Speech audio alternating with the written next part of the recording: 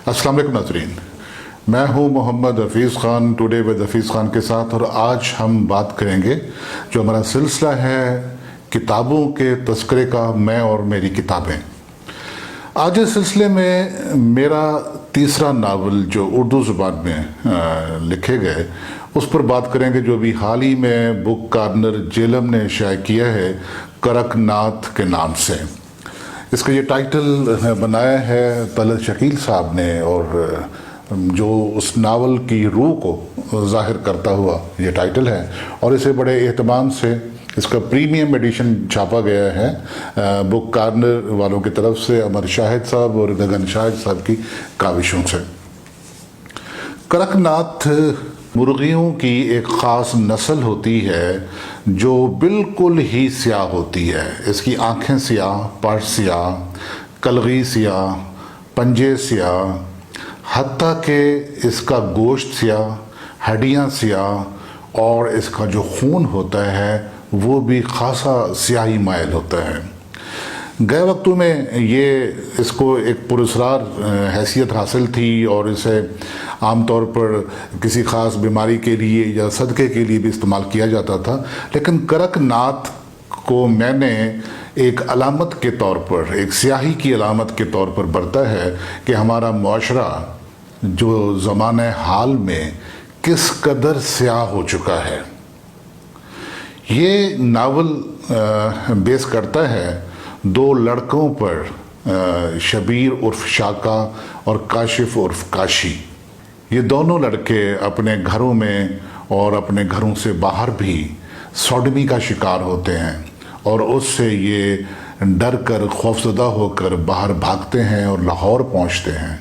लेकिन वहाँ पर भी ये एक प्रोफेशनल, जिसे आप कहें लड़कों के तौर पर इनका इस्तेमाल होता है मुख्तलिफ़ जगहों पर, और इनकी कैसे ज़िंदगी है और कैसे कैसे ये अपना वक्त गुजारते हैं, और फिर कैसे ये बन जाते हैं उस वक्त के सीरियल किलर। और 43 कत्ल इनसे मंसूब होते हैं, जो ये दोनों लड़के अपनी टीन एज में, जबकि इनकी उम्र 16-17 बरस होती है, तो ये सीरियल किलिंग के वाक़यात में मुलव्वस हो जाते हैं। इनका ट्रायल होता है और फिर जेल। ये जेल की कहानी भी है किसी हद तक, के जेलों के अंदर क्या होता है। ये नावल हमारे आज के पुलिस सिस्टम को एक्सपोज करता हुआ नावल है।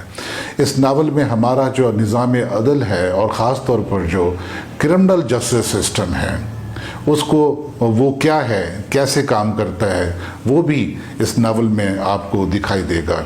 हमारे थानों में किस किस्म के टॉर्चर सेल होते हैं वो आपको इसमें दिखाई देंगे। इसके साथ साथ ये कहानी है एक लड़की माहीन की, बड़ी सादा सी लड़की, एक मुतवस्सित घराने में होती है, और फिर अपनी एक छोटी सी गलती के सबब उस पर कत्ल का इल्ज़ाम लगता है, और फिर वो कई हाथों से गुज़रती हुई कहाँ से कहाँ पहुँचती है।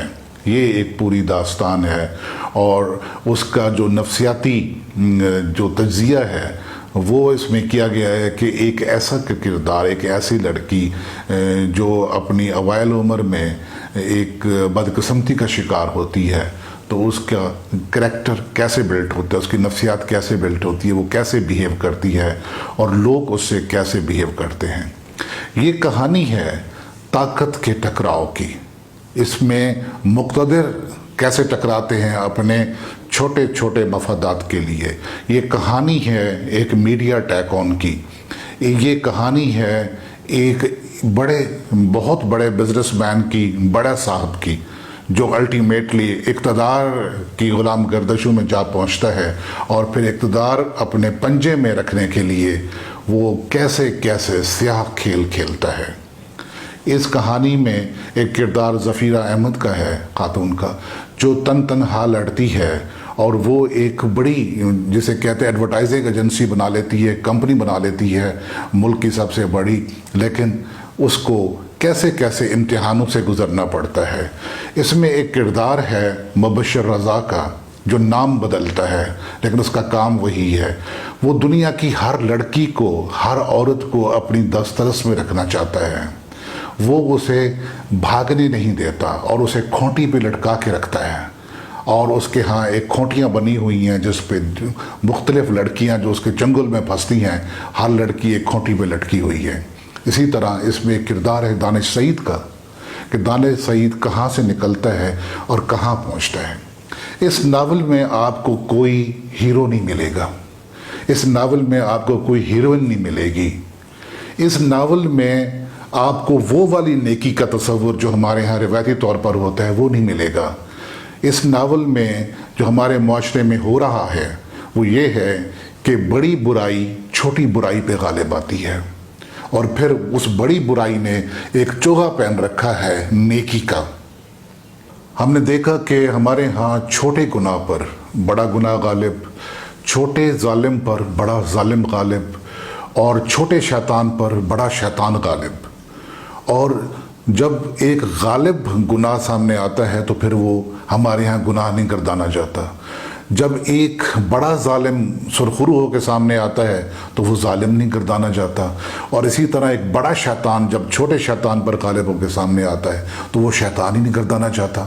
تو میرے لیے یہ حیرت کا باعث یا چھمبے کا باعث کہ کیسے ہمارے ہاں برائیوں نے، گناہ نے اور شیاطین نے، ظالموں نے کیسے کیسے چوغے پہن رکھے ہیں اور کیسے کیسے حلیے میں ہمارے سامنے آتے ہیں. وہ تمام چوغے، وہ تمام روپ، وہ مکھوٹے، وہ سب کے سب اس ناول میں موجود ہیں.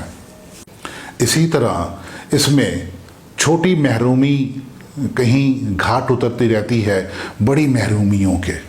اس ناول میں یہ بھی ہے کہ کس طریقے سے جو چھوٹا جرم ہوتا ہے وہ پنپ نہیں سکتا ایک بڑے جرم کے، اور بڑا جرم ہمارے ہاں ہمیشہ بھلائی کے زمرے میں آتا ہے.